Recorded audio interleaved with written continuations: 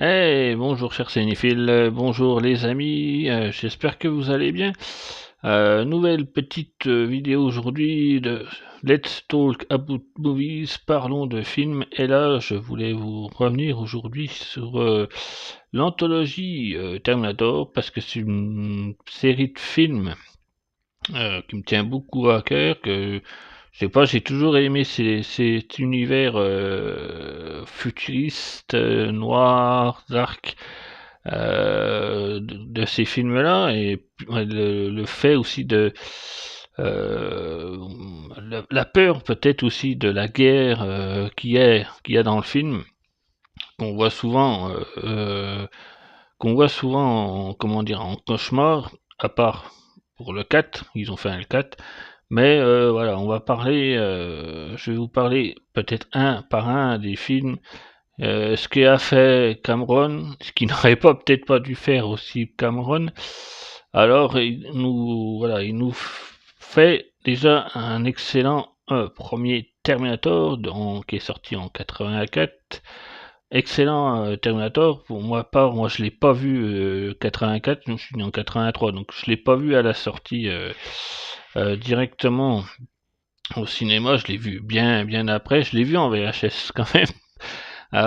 Mon père avait une collection, alors, bon, bref, je vais pas vous raconter ma vie, mais moi je l'ai vu bien plus tard. Alors le premier, il est presque particulier, il est rentré, en tout cas dans l'histoire des fans de Terminator, et, moi, en premier, déjà des fans de science-fiction pour l'époque, moi y compris, hein, vous aurez bien forcément compris. Ouais, après, surtout qu'à l'époque, il n'y avait pas encore ces fonds verts. Ouais, il y avait, si, les fonds verts, mais Cameron, en tout cas, a utilisé beaucoup d'effets de make-up. Il avait pas beaucoup, il avait surtout voilà les animatroniques. C'est ça aussi, je pense, même pas forcément pour la franchise Terminator, mais qui a, comment je vais pas dire détruire parce que c'est un mot un peu fort, mais ça a perdu un peu le sang, le goût du cinéma, hein, du spectacle, tous ces fonds verts. Alors je vais m'éloigner un peu du sujet, mais si on prend par exemple les films de super-héros, Marvel, DC, peu importe, ou même des fois des films de science-fiction où bah, il y a beaucoup de fonds verts et d'effets d'effets spéciaux, et ça c'est enfin des effets spéciaux tout sur fond vert, car à l'époque les films comme Terminator justement, dans les années tous les films des années 80 90, avant les années 2000 en tout cas, c'était beaucoup du make-up, et beaucoup, ben là pour Terminator, c'était des animatronics ou de la maquette, tout ça, et il y avait pas beaucoup, en tout cas, d'effets spéciaux. À l'époque, c'est peut-être ça qui faisait plus justement les films des années 80-90. Bah, voilà, justement, ils travaillaient beaucoup plus, en tout cas, avec du réel. Et c'est peut-être ça aussi qui a fait le charme, en tout cas, de Terminator 1 et 2, parce que après, à partir, on va dire, du 3, il y avait encore du make-up, encore un peu, mais il y avait, ça partait déjà plus, on était déjà dans les années 2000, le 3 est sorti en 2003, justement, donc il y avait déjà beaucoup plus de fond vert, et c'est ça, donc c'est ça pour revenir à Terminator 1, voire Terminator 2. Les effets spéciaux, il y en avait pas tant que ça à l'époque, hein, et surtout que le premier, il avait quand même, je crois qu'il avait un budget de plus de 100 000 $, je crois. Je vais pas dire n'importe quoi, mais voilà, il avait pas un budget comme le premier, comme après il a eu dans le 2. Donc il a tout misé sur le make-up et les maquettes, animatroniques et tout. C'est pour ça que, ça, donnait, je pense, ce charme-là à Terminator. le premier du nom. Après, si je devais... Le premier est différent du 2, déjà, parce que le premier, il était presque au niveau justement du make-up. La première fois que vous voyez Terminator, à la fin, en plus, quand vous voyez qu'il est endommagé et tout, qu'on voit l'œil qui bouge et tout, c'était limite glauque, je pourrais dire comme un film d'horreur, mais c'était presque un peu ça. Le 2 est moins, je vais pas dire moins trash, mais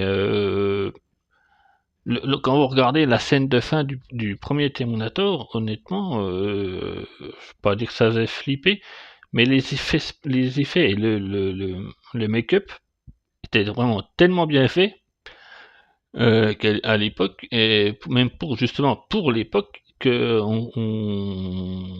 limite on se disait presque que c'était comme un film d'horreur, quoi. Et le 2 après, et le 2 après au niveau du make-up, des effets, il avait déjà peut-être plus de moyens, du coup, alors surtout pour l'époque, quand ils ont constitué le T-1000, déjà il avait je crois une plus grosse équipe aussi qui faisait les effets spéciaux. Donc voilà, comme il avait une plus grosse équipe, c'est pour ça qu'il a réussi à faire déjà rien que de faire le T1000, ça prenait plus de temps, on va dire, plus de au niveau aussi des équipes, ça a pris aussi du pognon parce que voilà, à l'époque voilà, il a réussi, Cameron a réussi à avoir une équipe pour faire les FX, et ouais, c'est ça qui a coûté aussi plus cher. Après, plus on va dire vous partez dans le temps, on arrive à Terminator 3 en 2003. Déjà pareil, une plus grosse équipe. Ça a changé aussi de réalisateur, de réalisation. Donc c'est vrai que le 3 était beaucoup critiqué, justement parce que c'était un gros copier-coller du 2, ça c'est pas faux. Sauf que bon, même si vous changez encore le méchant, on va dire que c'est représenté par une femme avec un endosquelette, mais couvert de métal liquide un peu comme le T1000.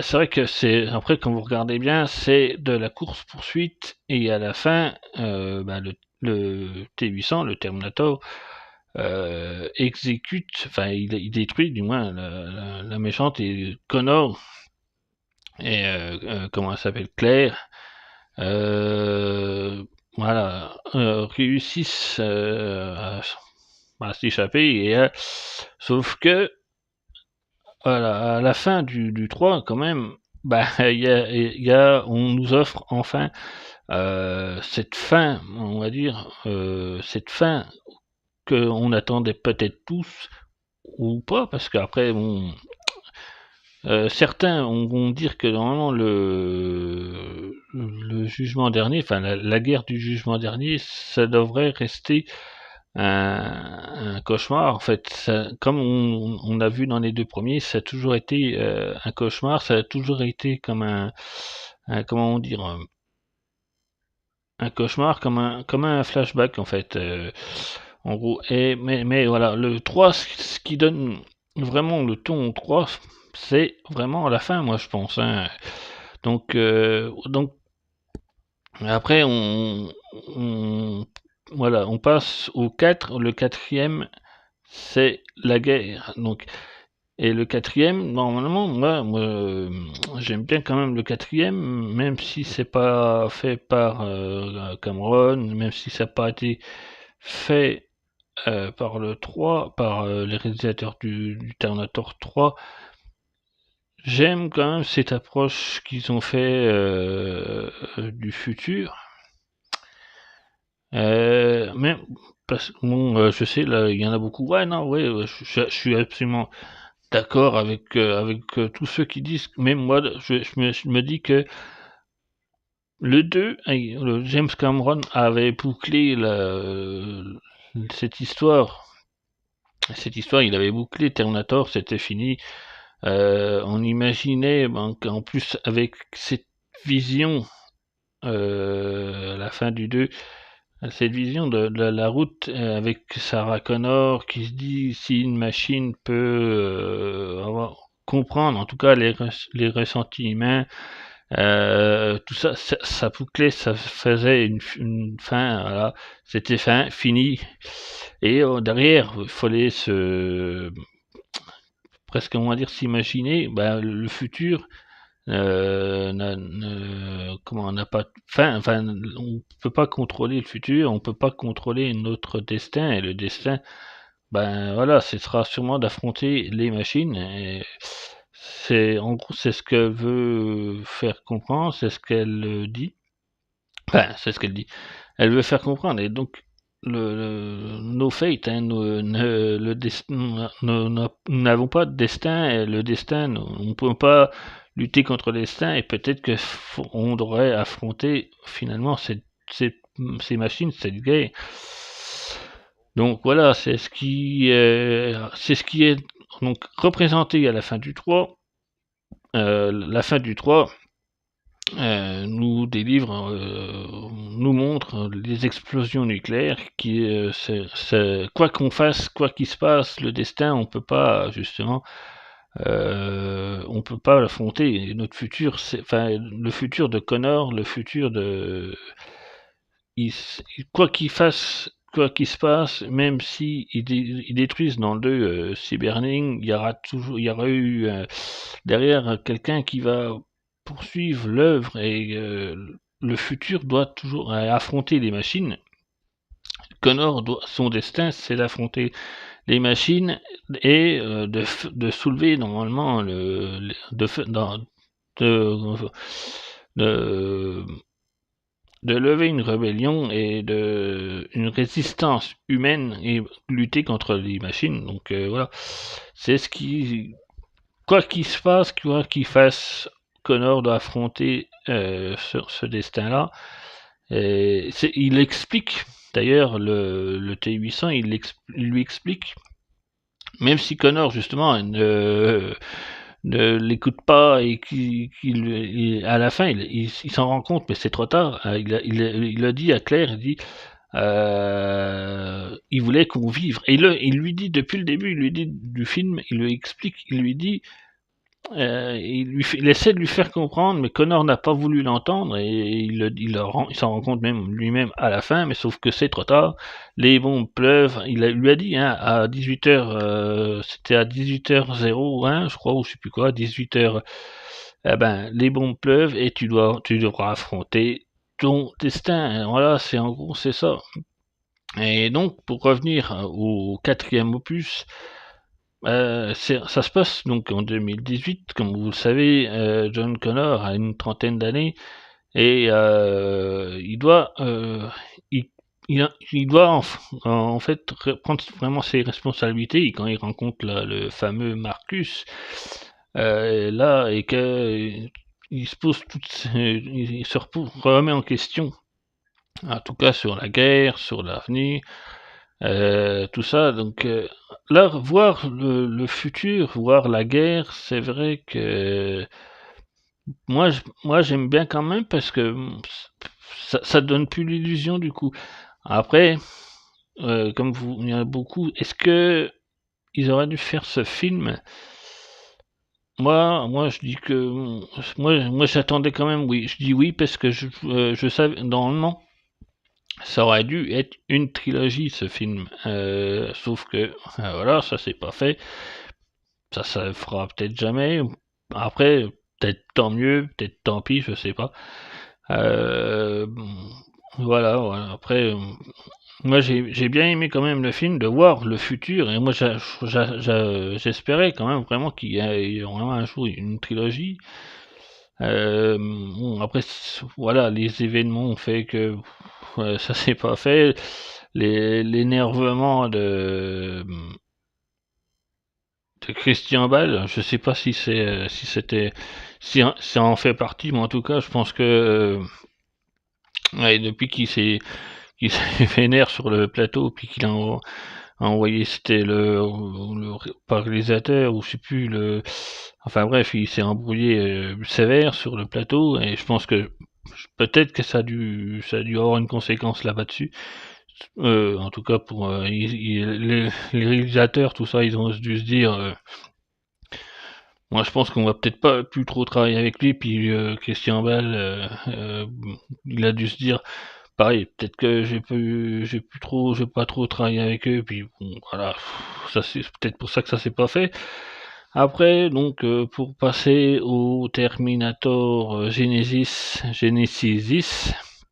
alors celui-là c'est pareil, hein, je pense qu'il va gicler de ma collection.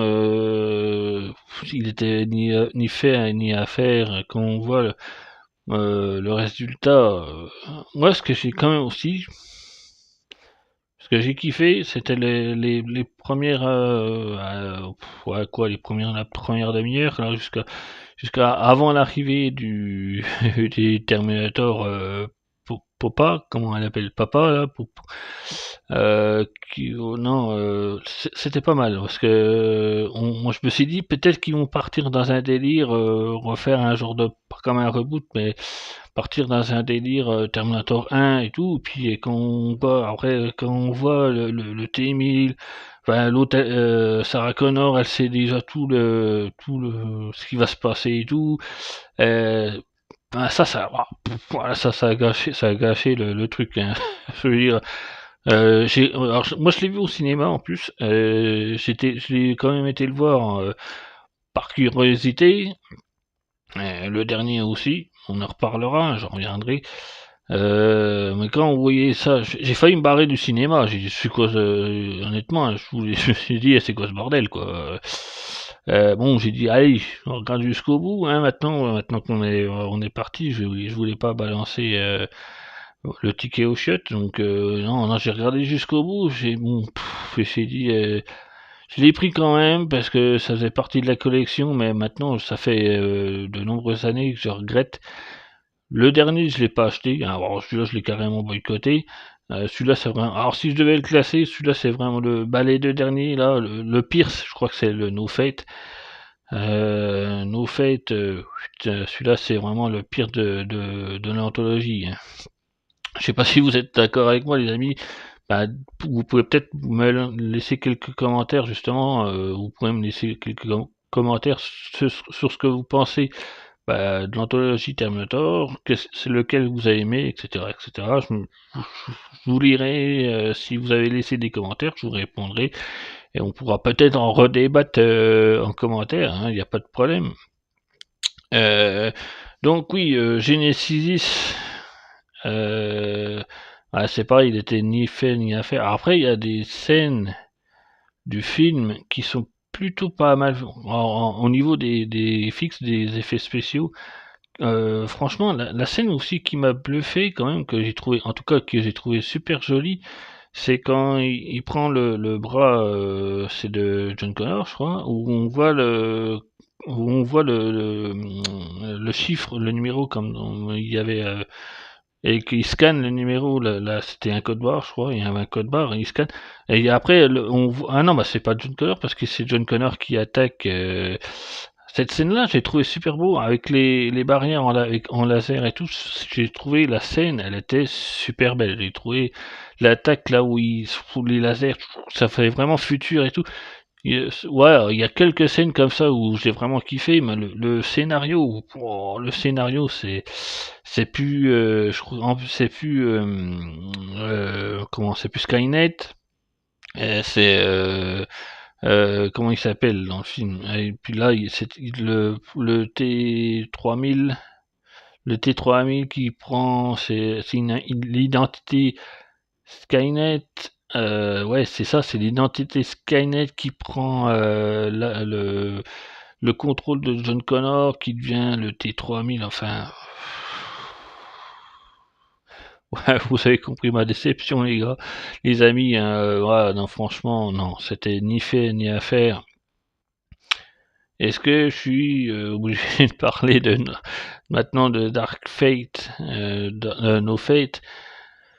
Alors celui-là, le papa, le Terminator qui devient papa, je crois que c'est le pire de tous, hein, là, le niveau du scénario. Les effets spéciaux sont pas trop mal, mais puis encore, il y a des trucs, c'est pas très beau. C'est prétexte, c'est prétexte à, non, c'est prétexte à faire, à emmener un truc, mais on le voit déjà à des kilomètres. Et surtout que ben, je trouve que il y a des trucs, le scénario, comme là la future chef de la résistance, je sais plus son nom, mais qui va avoir son oncle pour les refaire passer au State. Elle dit à son oncle, oh bah tu sais, tiens, il y a des robots du futur qui nous pourchassent, machin. Elle lui dit, est-ce que tu peux nous aider à nous faire passer, et tout ça, nous faire passer aux États-Unis. L'oncle il a fait, bah ouais. Ouais, mec, attends, quoi? Tu sais, on te dit ce genre de questions, tu dis, attends, tu te fous de ma gueule, ou je sais pas, t'as une ah ouais, y a pas de souci. Oh ouais, ouais, oh, t'as des robots qui te pourchassent, qui viennent du futur. Ah bon? Ouais, genre, ouais, c'est bon, c'est habituel, quoi, tu vois. Non, toi, il y a des trucs de scénario, allez hop, on passe, on sait, je sais pas, s'il n'y a pas d'écriture, c'est plat comme un céphalogramme de grenouille. Enfin, c'est le cam, c'est plat. Alors, je t'explique pas. Enfin, le scénario, il est nul de chez nul. Hein, donc voilà. Puis là, Arnold Schwarzenegger qui joue le T-800, c'est une machine de guerre, quoi. Bah, encore, bon, comme il dit dans le 2, où c'est un microprocesseur, où plus il a de contact avec les humains, plus il apprend. Je veux bien comprendre. Bon, c'est vrai que ça fait 20 ans qu'il avait une femme. Alors c'est pareil. La femme avec qui ça fait 20 ans, et il a un gosse, enfin elle a un gosse et tout, ils font jamais rien, si vous voyez ce que je veux dire. Au bout de 20 ans, enfin, non, puis voilà, il a une micro-entreprise, il pose du papier et des rideaux. Ah non, mais là, faut arrêter, les gars, faut arrêter. Alors, j'espère que, alors, j'ai vu, c'était une rumeur que j'ai vue sur Internet, j'espère que c'est vraiment une rumeur qui voulait faire un set. Non, non, non, si c'est pire que ou en tout cas des mêmes niveaux que nos fêtes, là, voilà, moi, j'irai même pas le voir. J'étais le voir au cinéma, nos fêtes, mais là, si vraiment ils font un set, non, puis faut qu'ils arrêtent, les gars, non, non. Donc, pour faire on va dire, refaire un point entre le 1 et le 6, et faire un espèce de classement, je dirais, bon, ben, le 1, forcément, c'est l'original, ça, je ne cracherai jamais sur les originaux. Le 1 en premier, le 2 en 2. J'hésiterais entre mettre euh, après, au niveau scénaristique, comment il a été fait, le tournage et tout, au niveau des effets spéciaux, j'hésite entre mettre le 3, enfin le 4 en 3 et le 3 en numéro 4. Euh, c'est vrai que c'est pas évident. Allez, je dirais le 3 niveau scénar, tout ça, effets spéciaux.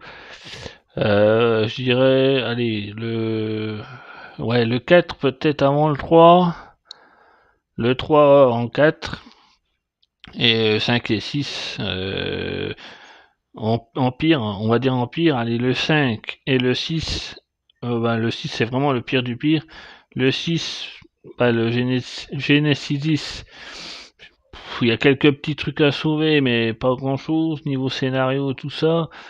Voilà, bon, je dirais le 1, le 2, le 4 Et le 3, au niveau scénar, au niveau réalisation, je vais dire aussi peut-être au niveau des effets spéciaux, c'est pas évident. Et puis donc le 5 et le 6, dans cet ordre-là, voilà. Si je devais donner un classement.